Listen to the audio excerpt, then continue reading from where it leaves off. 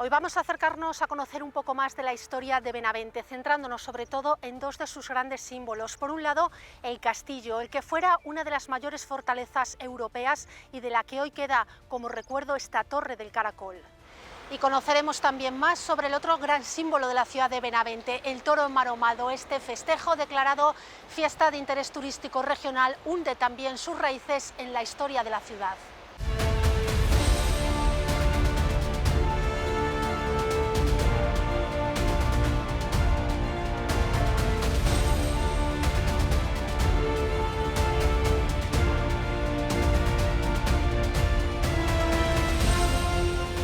Los orígenes de la ciudad de Benavente los encontramos en la época prehistórica, con asentamientos desde el Paleolítico. Esta zona, bañada por los ríos Esla, Órbigo y Tera, ha sido objeto de asentamientos desde tiempos remotos. Los orígenes de Benavente se remontarían a la primera edad del hierro, cuando aquí, en las inmediaciones de la Mota y los puestos de la estación, se crea un primer poblado, que es un castro de la tribu Astur de los Brigaecinos. Ese primer castro, que nos ha llegado poco, solo por excavaciones, daría paso ya a lo que sería la ciudad. Es ya en la Edad Media cuando esta pequeña aldea comienza a crecer, fruto de las repoblaciones llevadas a cabo por Fernando II y Sancho IV. Nos tendríamos que ir ya a la Edad Media, a los siglos XI y XII, donde la ciudad va a cambiar definitivamente con lo que va a ser la repoblación que realiza en esta ciudad Fernando II de León. Fernando II de León, mediante dos cartas Puebla o Fuero, la de 1164 y la de 1167, va a incentivar la población de Malgraz. Malgraz era el nombre que recibía Benavente. Malgraz, que venía de mal paso o malogrado, y que es precisamente a raíz de esa carta Puebla o Fuero cuando cambia su nombre a todo lo contrario, a Benavente, bienaventurado, buenos vientos, que sería el nombre que recibe esta ciudad a partir del siglo XII. Es una ciudad en crecimiento a finales del siglo XII, eso se manifiesta con las construcciones de dos iglesias románicas que tenemos hoy en la ciudad, que son Santa María y San Juan, y es una ciudad que va a ser crucial en la historia de España, y sobre todo en lo que será León y Castilla. Voy a señalar dos hechos que hablan de la importancia que tiene Benavente en esos momentos. El primero, en 1202, con la celebración de cortes en Benavente, unas cortes del Reino de León que por primera vez reúnen a los representantes de las ciudades, y el segundo, también en el siglo XIII, en 1230, cuando aquí las hermanastras de Fernando III el Santo, Dulce y Sancha, renuncien a sus derechos del trono de León, posibilitando así lo que será la unión definitiva de los reinados de León y Castilla. Todos los reyes fueron dotando a la villa de Benavente de privilegios para su desarrollo. Uno de sus grandes avances llega a finales del siglo XIV, cuando la villa es donada a una familia noble de origen portugués, los Pimentel. El año 1397, en que es donada a título de condado a la familia Pimentel, unos nobles de origen portugués que se cambiaron de bando durante aquellas frecuentes guerras entre España y Portugal, y se toman Benavente como su lugar de expansión. Se van a expandir por comarcas enteras de Castilla y León y de Galicia.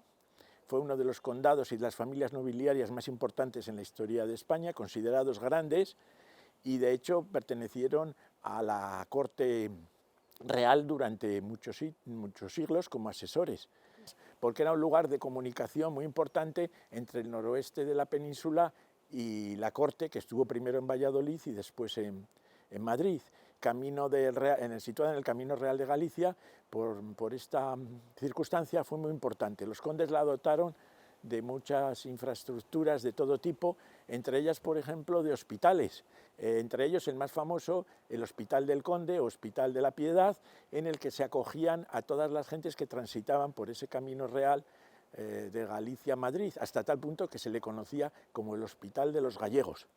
Es en esta época cuando sobre un viejo castillo se levanta la fortaleza de Benavente, uno de los conjuntos palaciegos de mayor tamaño de Europa. Bueno, sabemos de la existencia de varios castillajes en Benavente. Tuvieron castillos pequeños o casas fuertes, algunas órdenes militares. Los castillos fueron desapareciendo. Sabemos que los Pimentel tuvieron que reedificar el castillo al menos en 2 ocasiones, porque a los primeros Pimentel, debido al asentamiento en una planicie o mota, pues tenía grandes subterráneos, bodegas, y el terreno no estaba muy asentado y daba problemas, y de hecho tuvieron que reconstruirlo varias veces. El castillo se va conformando y cuando llega a su plenitud es a finales del siglo XV, principios del XVI, en que se construye la Torre del Caracol. Es pareja al castillo que el conde se está haciendo en Puebla de Sanabria, aprovechando los restos de otras construcciones anteriores, y es de esa misma época. Hacia 1504 se construye la Torre del Caracol, que es el último edificio que se aneja a esa gran cantidad de edificios que, gracias a la primera foto que se hizo en la provincia de Zamora, que la hizo un viajero inglés, Clifford, hacia 1854, tenemos constancia, aunque ya el castillo estaba abandonado, pues había sido incendiado durante las guerras napoleónicas, pues sabemos de la importancia del perímetro, de la gran cantidad de edificios que conservaba. Desgraciadamente no hemos podido conservar lo que, en palabras de un viajero alemán, que era Jerónimo Münzer, en el siglo XV calificó como el mejor conjunto palaciego junto a la Alhambra de Granada o el Alcázar de Sevilla. Por tanto, eso nos da señal de la identidad y de la importancia que tuvo esta fortaleza en los siglos XV y XVI. Bien, la gran pregunta es cómo hemos pasado de un viejo castillo medieval, de ese castillo del que tenemos muy pocas noticias, que tendría esa ciudad de Malgrat, de la que hemos hablado antes, a el gran conjunto palaciego que van a realizar los condes de Benavente, los Pimentel, a partir del siglo XV o XVI. Bien, lo que está claro es que es con estos condes, y sobre todo con Alonso Pimentel, cuando ese viejo castillo medieval pasa a convertirse en una gran fortaleza. Una gran fortaleza que desgraciadamente no ha llegado hasta unos 3 días, excepto en la Torre del Caracol, en la que vemos el escudo precisamente de ese benefactor que era Alonso Pimentel y de su mujer Ana de Velasco. Su plenitud se vivió en los siglos XV y XVI. Pero fue un gran conjunto que tenía 3 zonas diferenciadas. Es decir, no solamente tenemos la fortaleza que estamos viendo a mis espaldas, sino que teníamos también un rico jardín, un jardín al estilo renacentista italiano, donde teníamos otro palacio desaparecido, donde teníamos estanques, donde teníamos esculturas que luego se llevaron a los palacios de los Pimentel de Valladolid o Madrid. Teníamos también otra zona que era el bosque, que era el coto de caza en las inmediaciones de Santa Cristina, que tenía esta familia. Y todo ello con un núcleo central, que es el que vemos en la imagen, como digo, que es la fortaleza. La fortaleza que tenía un diseño irregular realizado a partir de varias torres que se iban uniendo con un paramento de muralla, y de la que destacaríamos la Torre del Homenaje, la más grande que vemos en esa imagen a mis espaldas, y la Torre del Caracol. Todo ello en torno a un gran patio central, un gran patio porticado, del que tampoco tenemos más evidencias. Vamos a tener varios viajeros ilustres que se van a alojar en esta fortaleza y que nos dan muestra de la importancia que tiene. Aquí van a pernoctar los reyes católicos, va a pernoctar Felipe el Hermoso, van a estar también Carlos V y Felipe II. Y numerosos humanistas de la época, sobre todo en el siglo XV y XVI. Por ejemplo, Antonio de Torquemada en el XVI nos hablan de la gran importancia que tiene la biblioteca que se sitúa en la fortaleza. Una biblioteca en la que se nos dice que incluso hay ejemplares que pertenecieron a la propia Isabel Católica. Y destaca también, junto a esa biblioteca, 2 elementos más, lo que sería la Casa de las Fieras, es decir, el particular zoológico que tenían los Pimentel, donde había leones, incluso elefantes o lobos, y la armería, una armería que llega a tener numerosísimas, se cree que hasta 600 armaduras, espadas y diversos útiles militares, en los que destacarían, o nos cuentan las crónicas, que se encontraba incluso la espada de San Isidoro o la espada de Suero de Quiñones, el caballero de la famosa justa de Hospital de Orrio. Es decir, a partir sobre todo de las obras de Rodrigo de Pimentel en el siglo XV y de Alonso de Pimentel, es cuando ya comenzamos a entender ese viejo castillo como una gran fortaleza o como un gran alcázar de la Edad Moderna propio de cualquier corte europea y a los gustos y estilos renacentistas italianos. Luego la fortaleza fue abandonada, pasó por distintas manos y comenzó su declive. Su deterioro total llegó con la Guerra de la Independencia. El ejército inglés huía desde el centro de la península hacia Galicia. Es el invierno de 1808 y recalan en Benavente, se asientan en el castillo. Bueno, el castillo de Benavente, por su proximidad también relativa a la frontera portuguesa, pues era un punto estratégico ya para los militares franceses e ingleses. Y parece ser que anteriormente a la ocupación napoleónica ya habían venido por aquí, digamos, espías o militares a ver cómo estaba esa construcción y habían levantado, digamos, planos e información, recabado información sobre él, igual que sobre otros castillos de la zona o fortalezas, buscando un poco en esa posible ocupación de la península la función que podía tener o digamos, bueno, pues la importancia que podía tener y el juego que podía dar el castillo de Benavente, ¿no? Como un punto estratégico, con una fortaleza y demás. Entonces ya se tenía constancia por los ocupantes de su importancia, tanto por los ingleses como por los franceses y por supuesto por los ejércitos españoles, ¿no? ¿Qué sucede? Que en la ocupación francesa va a provocarse lo que se llama la batalla de Guadarrama.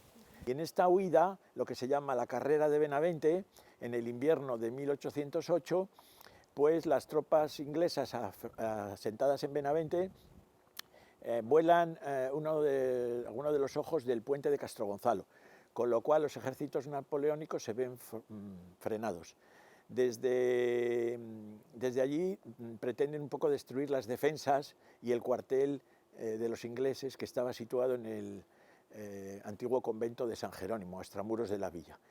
Y el general Lefebvre Desnouettes, que era uno de los lugartenientes de Napoleón, en una escaramuza se había adelantado a inspeccionar las defensas de Benavente y en una escaramuza los soldados ingleses lo prenden y lo llevan como trofeo a Londres. Esto, pues digamos que irrita soberanamente a Napoleón, que venía desde Madrid en esa larga carrera hacia Benavente. Las inclemencias del tiempo, una gran nevada, les frena en su avance y se detienen en Castrogonzalo y buscan la fórmula para entrar en Benavente, reconstruyen los ojos dañados del puente y entran en Benavente esos últimos días del invierno de 1808. Napoleón se aloja durante algunos días en Benavente recibiendo información para el ataque hacia Astorga, ¿no?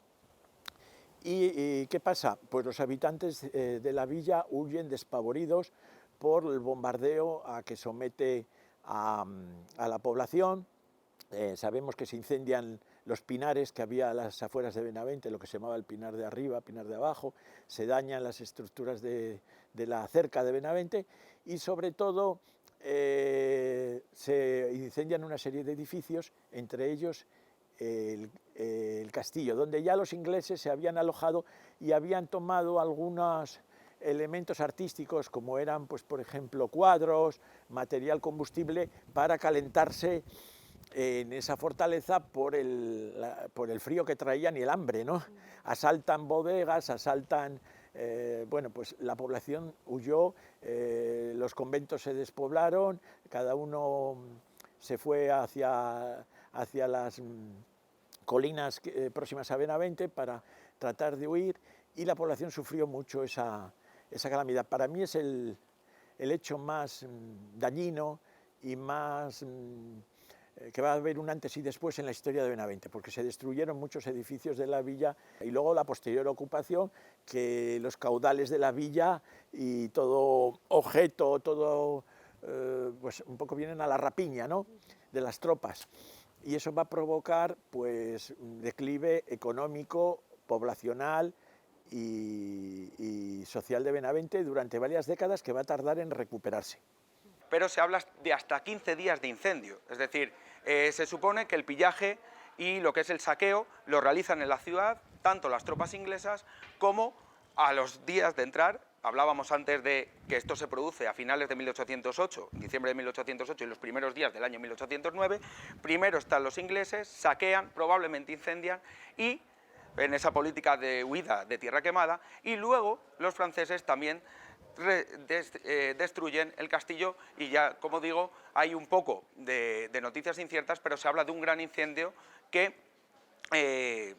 duraría incluso algunos 15 días, como os decía. La fortaleza queda casi totalmente destruida y ahí entra en una nueva fase de declive. El castillo se va a subastar en 1899 por los acreedores de la Casa de Osuna. El último noble que de esta dinastía de los Osuna, heredera también de los Pimentel, don Mariano Tellez Girón, se arruina y sus acreedores obligacionistas pues subastan la fortaleza y es comprada por un vecino de La Bañeza, y este posteriormente se la vende al ayuntamiento por 22.000 pesetas. De ahí se va a pasar a destruir casi prácticamente en 25 años, se va a destrozar la fortaleza, se va a utilizar como material de cantería, como una cantera pública, y de ahí se van a construir puentes, carreteras, incluso muchos de los edificios de Benavente, de las familias antiguas, pues estaban, reutilizaban estos materiales como lizares para los edificios, como cimentación. Que el castillo, a pesar de que fue incendiado durante la guerra napoleónica, conservó gran parte de sus edificaciones. Se incendió todo lo que era combustible, pero quedaron sus restos. Y gracias a estas fotografías y pinturas de viajeros, pues sabemos de su grandeza.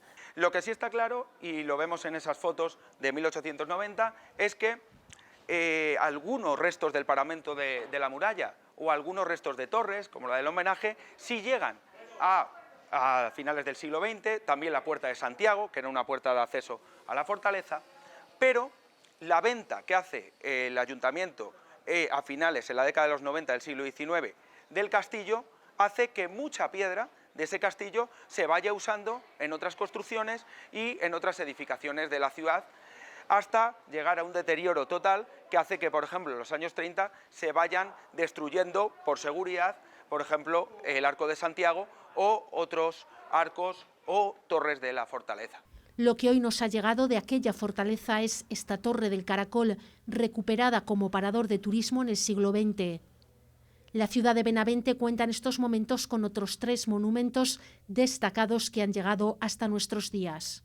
Solo nos han llegado 2 iglesias románicas y 2 iglesias de la Edad Media, pero el profesor Rafael González ha llegado a constatar, y ya lo hizo también el historiador Ledo del Pozo, que hubo hasta 18 parroquias en la Edad Media y 6 conventos, 3 masculinos y 3 femeninos.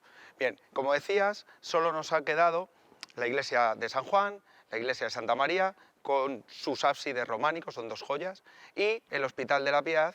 Los 2 templos que han llegado en un perfecto estado hasta día de hoy son Santa María del Azogue y San Juan. Son 2 iglesias que tienen muchas similitudes, aunque también sus diferencias.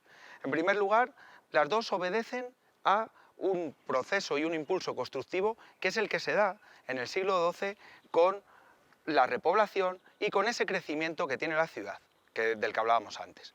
Ambas comienzan a construirse en el estilo románico, que atestiguan sus ábsides, 3 en el caso de San Juan, 5 en el caso de Santa María, un caso único en España, y ambas son 2 museos de historia del arte muy vivos, porque por ambas ha pasado la historia y que por ambas tenemos no solo el románico de sus ábsides o de sus fachadas, sino que también tenemos el paso del gótico a través, por ejemplo, de las crucerías, de las bóvedas, de crucería del crucero de Santa María. Tenemos también el Renacimiento, como atestigua muy bien las pinturas del ábside de San Juan, esa escena de San Juan Bautista. Tenemos también el paso del barroco, como lo atestigua la puerta oeste de Santa María, y en cuanto a lo que encontramos en el interior de ellas, tenemos joyas escultóricas y pictóricas también de todos los estilos artísticos. Ya en el siglo XVI, Benavente puede presumir del Hospital de la Piedad, una magnífica construcción que se mantiene viva en el centro de la ciudad. El Hospital de la Piedad es una de las demostraciones más palpables en nuestra ciudad del mecenazgo y del patronazgo de la familia Pimentel. Como podemos ver en su fachada, los que mandan construir este hospital para peregrinos son Alonso Pimentel, quinto conde de la villa, y su mujer Ana de Velasco y Herrera, que era hija del condestable de Castilla, es decir, una de las familias más importantes de esos momentos. Es tras la bula que se le concede por medio del Papa, cuando en 1517, y así lo rezan las letras de carácter gótico que tenemos en la propia fachada, se construye este albergue para peregrinos. Un albergue para peregrinos que va a tener tres elementos destacados. Sin duda alguna, la portada. La portada es una portada que nos recuerda un gran arco triunfal, en la que vemos, como decíamos antes, sobre un gran arco de medio punto enmarcado por un alfiz de cardinas, esas cardinas nos recuerdan al gótico, vemos ya elementos propios del Renacimiento. Vemos ese rostro de los dos fundadores, sobre ellos sus escudos o blasones, el de la familia Pimentel y el de la familia Velasco, y sobre ellos vamos a ver, ya estrechándose ese alfiz, una escultura de la Piedad, que da nombre al hospital, enmarcada por dos pilastras con decoración a candeliere propia del Renacimiento. Sobre ellos vemos también ya que se va estrechando la fachada y lo remata una cruz. En cuanto a lo que es el núcleo central de la vida de lo que va a ser el hospital, que es el claustro, del que surgen en torno a él todas las dependencias, pues vemos que es un claustro de dos alturas, la primera de ellas con tres lados iguales, que son lados que tienen columnas dóricas y arcos de medio punto peraltados, pero sin embargo la irregularidad de ese claustro nos la muestra la parte de acceso a lo que es la capilla, que solo tiene tres arcos carpanel. Luego tendríamos, separado por una tracería gótica, un segundo piso donde ya vemos una galería de arcos de medio punto. La capilla, que sufrió varias remodelaciones, sería el tercer escenario que no nos podemos perder del Hospital de la Piedad. Eso en cuanto al patrimonio de Benavente, pero la ciudad tiene otro gran símbolo que la representa.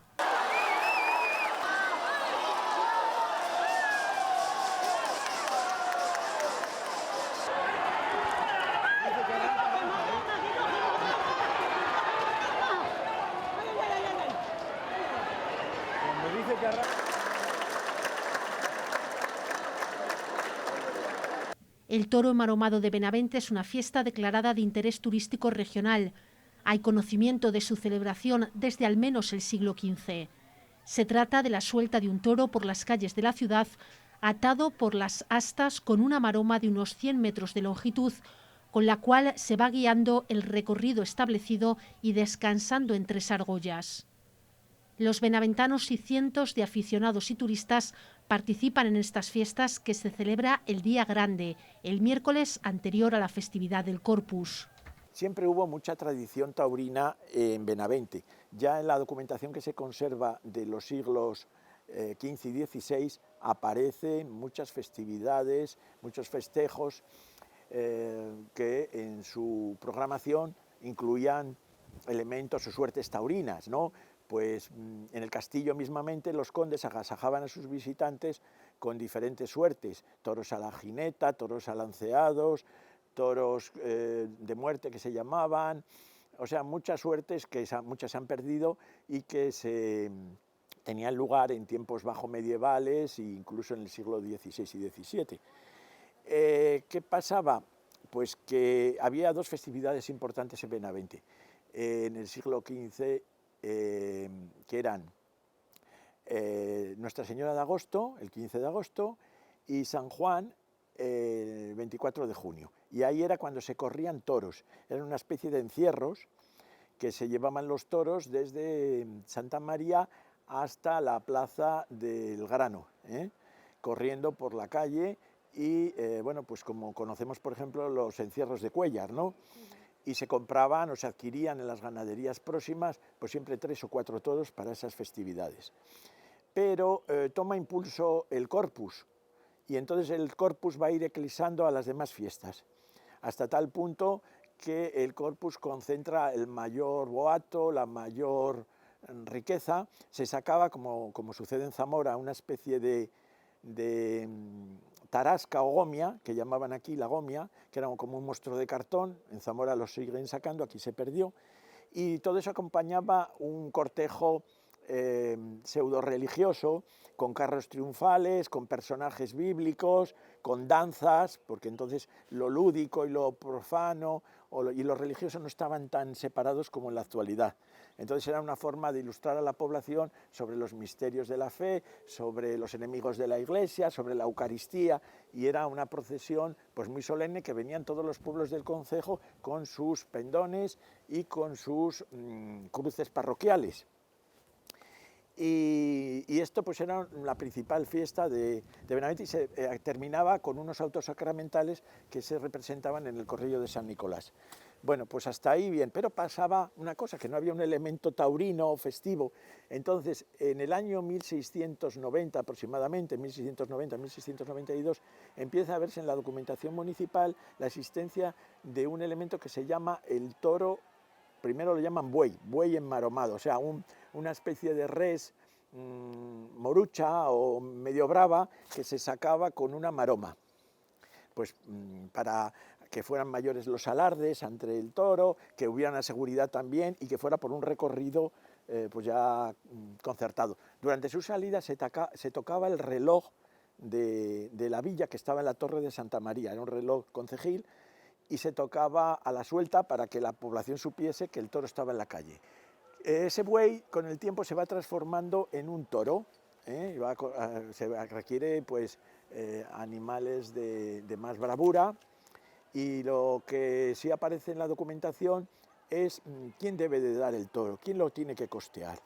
Y lo costea el obligado del abasto, que es la persona que coge en arrendamiento la carnicería de la villa por un año, desde San Juan de Junio hasta el San Juan de Junio del año siguiente. Entonces, entre las cláusulas del contrato se le obliga a dar un toro enmaromado o sea, un toro para enmaromarlo y que se corra la víspera del Corpus. ¿Por qué la víspera? Porque el día del Corpus era un día sagrado, que ahí estaba la procesión, la solemne procesión, con toda la liturgia y todo el aparato que tenía. Entonces, la víspera es como una fiesta un poco también ígnea. Se hacían hogueras y luminarias en las torres y edificios importantes, y también se corría un toro en maroma. Entonces apartaba un poco lo lúdico. De hecho, en Benavente, hasta la década de 1970, la víspera del Corpus era un día semilaborable. Se trabajaba por la mañana, se iba al colegio por la mañana y cerraban los comercios a mediodía, y el itinerario donde pasaba el toro se protegían con maderas o con talanqueras para que no dañaran los establecimientos. Y simplemente era festivo la tarde de la víspera del Corpus, la tarde del miércoles. El día solemne era el jueves, el día festivo. O sea que eso te da una idea de cómo han ido evolucionando también las fiestas a lo largo del tiempo. En aquella época había dos festividades importantes en las que se corrían toros, y es entonces cuando surge la festividad actual. Toros enmaromados era una suerte muy extendida por España. Había toros nupciales que se hacían para las bodas, había toros misacantanos, por ejemplo, que un cura iba a cantar misa y daba un toro que podía ser enmaromado.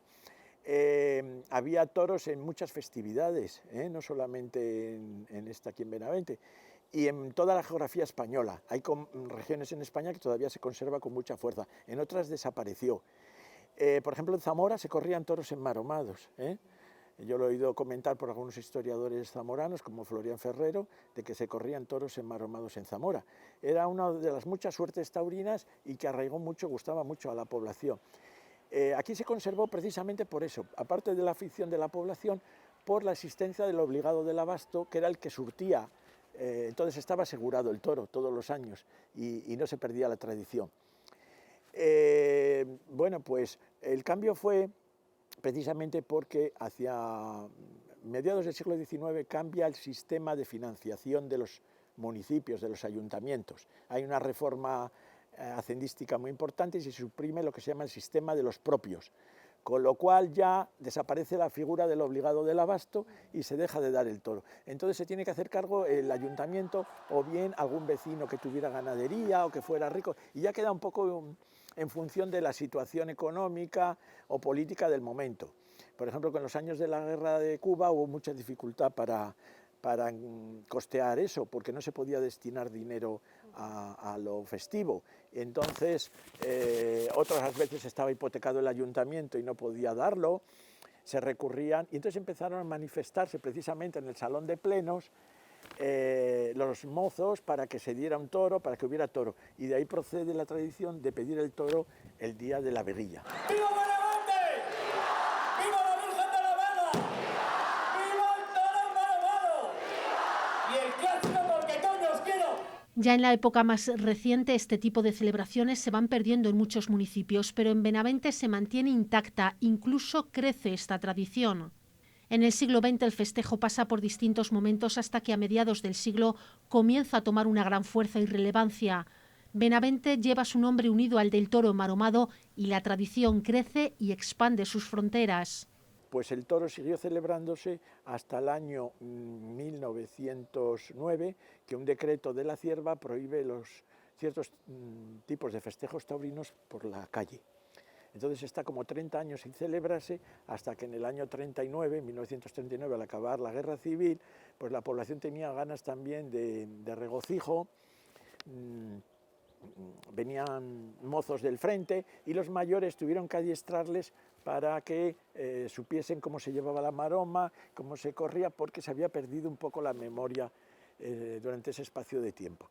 Y entró con tal fuerza el toro hasta la actualidad, que se ha ido celebrando, salvo 2 años, que también se suprimió por orden gubernamental y porque bueno, aconteció algún suceso en otra población, y entonces de un plumazo suprimieron los toros enmaromados y toros por la calle y tal, y en cambio se dejaron los encierros, porque los encierros eran una tradición que estaba más protegida por el tema de Pamplona, por otras localidades que se celebraban encierros, pero aquí no tuvo éxito. Total que fueron 2 años y en el año 66, 67 se volvió a recuperar y hasta la actualidad. Los toros al principio eran más pequeños y se han ido hacia un toro de más trapío y de más volumen, ¿no? Más velamen también, ¿no? Entonces, bueno, pues ha ido cambiando, pero en lo fundamental la fiesta pues sigue siendo la misma.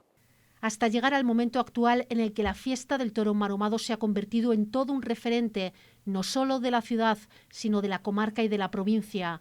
Todos los miércoles previos al Corpus, Benavente se llena para disfrutar de la fiesta, de las peñas, del ambiente, pero sobre todo de la carrera del toro. Porque antes pensábamos en Benavente que solo era el toro nuestro, hasta que ya empezamos a recibir información, incluso cinematográfica, de que había toros en otras localidades.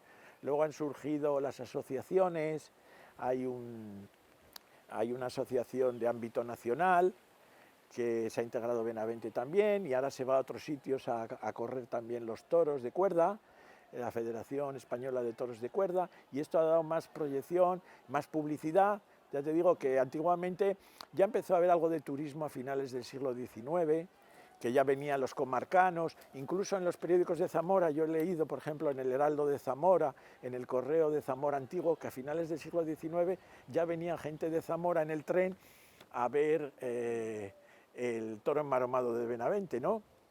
Porque empezó a dársele difusión. Y las últimas décadas pues ya ha sido una cosa masiva. La fiesta ha sido protegida y se cuida y mima en todos los detalles. Los más jóvenes se adentran en la tradición con los toritos del alba y los niños lo hacen con los carretones. Toda una tradición que se aprende en familia, de padres a hijos, con los amigos, con los años. El toro es el símbolo de la fiesta y la alegría de esta ciudad. La Torre del Caracol, el vestigio del castillo de Benavente, es el símbolo de una ciudad que desde su pasado mira al futuro.